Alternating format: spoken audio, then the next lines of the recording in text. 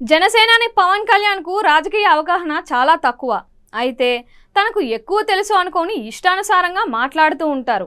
బహిరంగంగా మాట్లాడని విషయాన్ని కూడా ఆయన యథేచ్ఛగా వెల్లడిస్తూ ఉంటారు. ఒక్కోసారి పవన్తో ఎందుకు పొత్తు పెట్టుకున్నాంరా దేవుడా అని టీడీపీ నేతలు అసహనం వ్యక్తం చేస్తుంటారు.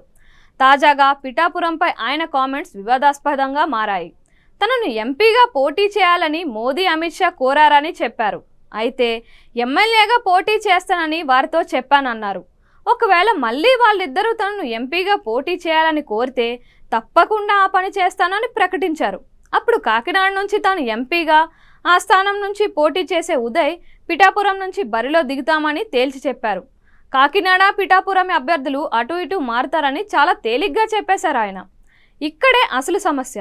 పిఠాపురం నుంచి పవన్ కళ్యాణ్ పోటీ చేస్తారంటేనే అక్కడి టీడీపీ ఇన్ఛార్జ్ వర్మ పార్టీ శ్రేణులు జీర్ణించుకోలేకపోతున్నాయి.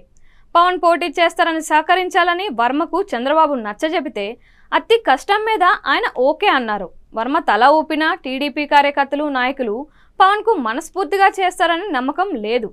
ఈ నేపథ్యంలో పిఠాపురంలో జనసేన తరపున ఉదయ్ కూడా పోటీ చేసే అవకాశం ఉందనే మాటలు టీడీపీ శ్రేణులకు కోపం తెప్పిస్తున్నాయి. పొత్తు పేరుతో ఉదయ్కి వర్మ మద్దతు ఇచ్చే ప్రసక్తే ఉండదని టీడీపీ శ్రేణులు హెచ్చరిస్తున్నాయి.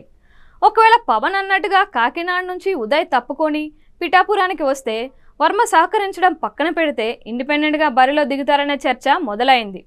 ఒక పార్టీకి అధ్యక్షుడై ఉండి ఊహాజనిత అంశాలను బహిరంగంగా మాట్లాడడంపై టీడీపీ అసహనం వ్యక్తం చేస్తుంది. అనవసరంగా కొత్త సమస్యల్ని సృష్టించేలా పవన్ కామెంట్స్ ఉన్నాయనే టాక్ వినిపిస్తోంది. ఇదే సాకుగా తీసుకొని వర్మ రివర్స్ అయితే సర్దుబాటు ఎవరు చేస్తారనే ప్రశ్న ఉత్పన్నమవుతోంది.